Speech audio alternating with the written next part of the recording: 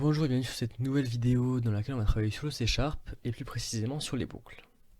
Avant de commencer à écrire du code, je vais vous expliquer ce qu'est une boucle. Alors, c'est un concept informatique qui n'est pas propre uniquement au C# et qui permet de répéter une série d'instructions, une série de lignes de code, tant qu'une condition n'est pas respectée. Vous allez comprendre tout de suite. Il y a plusieurs types de boucles en C# et je vais commencer avec la boucle for. Voilà.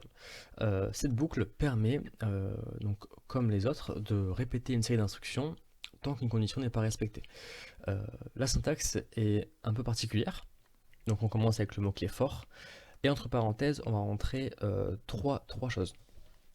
Premièrement, c'est une variable qui va être prise en compte. Donc nous, ça va être la variable numéro. Donc comme on ne l'a pas créé précédemment, on l'a créé à l'intérieur de la boucle for. Donc on dit que c'est un int, un integer, un nombre entier. On lui donne un nom, numéro, et on dit qu'elle est égale à 0. Voilà. Ensuite, on met un point virgule et on va indiquer la condition qui, tant qu'elle n'est pas respectée, entraînera une exécution de la boucle. Nous, on dit que la boucle se tournera tant que numéro sera inférieur à 10. On met un nouveau point virgule.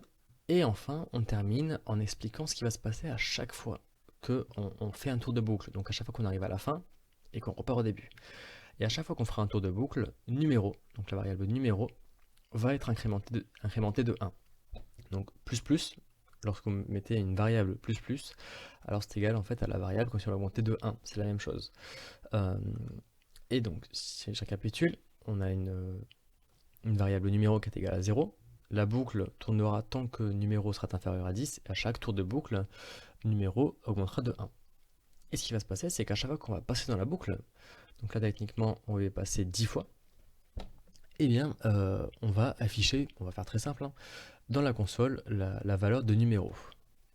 J'exécute ça. Vous voyez qu'on a 10 affichages, donc ça va de 0 jusqu'au 9. 0 est compris puisqu'au début 0, la variable numéro était initialisée à 0, et 10 ne l'est pas parce que la boucle ne va s'exécuter unique que si numéro est strictement inférieur à 10. Donc quand numéro est égal à 10, on rentre plus dans la boucle, c'est terminé. Et ça permet donc d'exécuter, là on a exécuté le console.writeLine de numéro tant que numéro était inférieur à 10. Je sais que la syntaxe est un peu particulière, et si jamais vous avez jamais programmé avec un langage similaire au C#, plus ou moins en termes de syntaxe, par rapport aux boucles for, vous aurez peut-être un petit peu de mal au début à l'assimiler, mais vous verrez qu'en faisant quelques boucles, ça rentrera. Attention cependant à ne pas faire des boucles infinies. Par exemple, si au lieu d'incrémenter numéro, je le décrémentais, donc si à chaque tour de boucle, je lui enlevais 1 en fait, donc 0, puis moins 1, puis moins 2, et qu'on garde la condition qui est que tant que la variable numéro est inférieure à 10, on rentre dans la boucle, alors vous allez voir.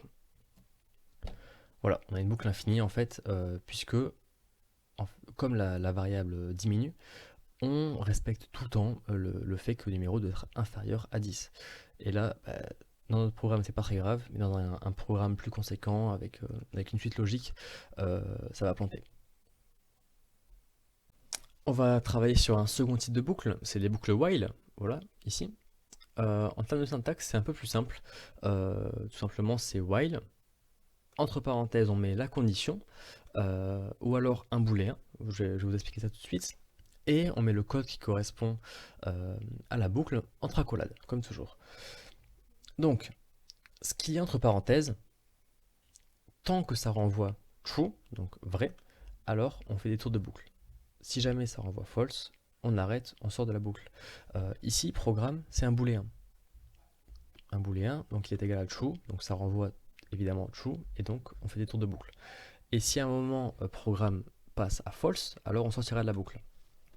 J'aurais aussi pu mettre une condition, numéro par exemple, tant que numéro est inférieur à 10, alors on reste dans la boucle.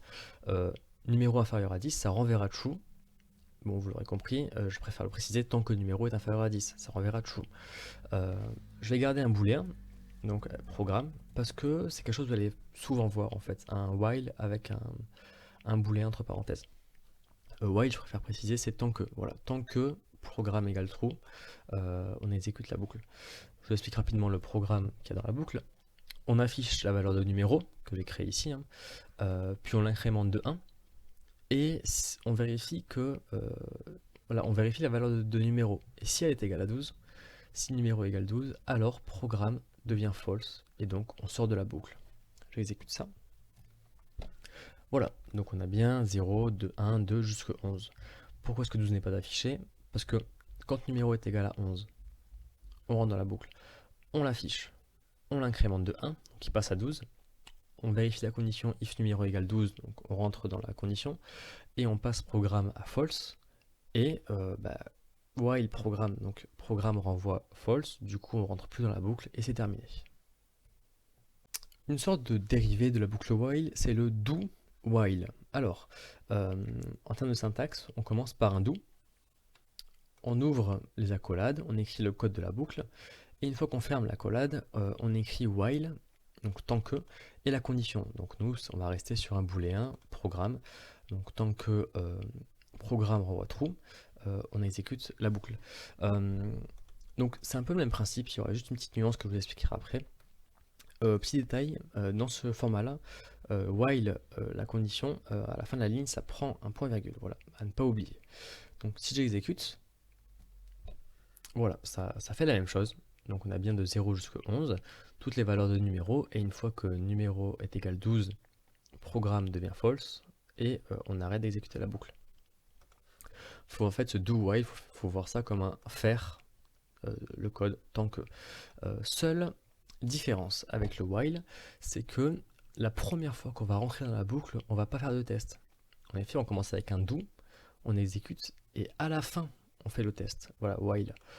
Du coup, si dès le début, programme égale false, donc en fait, techniquement, on n'est même pas censé rentrer dans la boucle, vu que la boucle, c'est tant que programme égale true. On pourrait marquer ça, programme, c'est l'équivalent de programme égale true. Voilà. Sauf que là, comme la condition est testée à la fin de la boucle, on va quand même rentrer une fois. Puis ensuite, on va voir que programme égale false. Donc, on va sortir. Voilà, on va pas rentrer à nouveau dans la boucle. J'exécute et vous voyez qu'on a bien un affichage. C'est 0. Et à quoi ça correspond? Ça correspond à la première valeur de l'integer numéro qu'on affiche juste ici. Voilà. Le dernier type de boucle, c'est les boucles for each. Alors, ces boucles elles sont utilisées dans un cas bien précis. C'est pour parcourir un énumérable, c'est-à-dire une liste ou un tableau. C'est des notions dont je parlerai dans une autre vidéo, parce que ça mérite une vidéo entière. Mais voilà, juste un tableau, en fait, c'est très simple, c'est une série de valeurs qui sont stockées au sein d'une variable qui est un tableau. Ici, j'ai fait un tableau de string, donc de chaîne de caractères. Alors, si j'aimerais parcourir l'ensemble de ce tableau pour afficher chacune des valeurs. Pour ça, je vais utiliser la variable for each. Donc, la syntaxe, c'est d'abord, j'indique le type de valeur qu'on va rencontrer dans ce tableau. Donc, nous, c'est des strings. Ensuite, sous quelle variable on va stocker chacune des valeurs du tableau.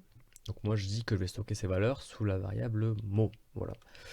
Et enfin j'indique dans quel tableau est-ce qu'on fait cette manœuvre. Donc in, suivi du nom du tableau. Donc moi le mien s'appelle tab. Et enfin on a les différentes actions qu'on va pouvoir effectuer avec chacune des instructions. Chacune des valeurs, pardon. Moi je vais juste les afficher avec un simple console.writeLine. Et ce que je vais afficher, c'est mot. En effet, parce que mot, il va avoir pour valeur chacune des valeurs du tableau, les unes après les autres. À chaque tour de boucle, on va avoir une nouvelle valeur pour la variable mot. D'abord iTuto, puis bonjour, puis hello, puis C#. Et voilà. Donc si j'exécute, vous voyez que c'est bien ça. On a d'abord iTuto, bonjour, hello, C#. Je vais terminer cette vidéo avec deux mots-clés qui ne sont pas des boucles mais qui les impactent directement. C'est les mots-clés break et continue. Je vais commencer avec le mot-clé continue, donc qui s'écrit comme vous voyez à l'écran, en fait, comme en anglais. Et c'est assez simple à comprendre en fait. Lorsqu'on va le voir, lorsqu'on va exécuter la ligne de code qui correspond à continue, eh bien on va recommencer directement un tour de boucle, c'est-à-dire que tout le code qu'il y a après, on va pas l'exécuter et on va repartir au début de la boucle, comme si en fait on faisait un nouveau tour. Euh, on termine le tour prématurément en fait, si vous voulez. Euh, Par exemple, si j'ai pas envie d'afficher le mot bonjour, vous voyez, pour X raison, eh ben, je vais voir si la valeur de mot c'est bonjour, et si elle est égale à bonjour, alors on fait un continue, et donc on va pas exécuter le console.writeLine, on va directement retourner au début de la boucle, avec du coup mot qui sera égal à hello, on continue en fait. Euh, donc si j'exécute, voilà, vous voyez que tout est affiché, iTuto, hello, C#, sauf le bonjour, exactement ce qu'on voulait. Maintenant, j'aimerais complètement sortir de la boucle quand j'arrive à la valeur bonjour. Donc quand mot sera égal à bonjour, j'aimerais sortir de la boucle et ne plus jamais y rentrer en fait.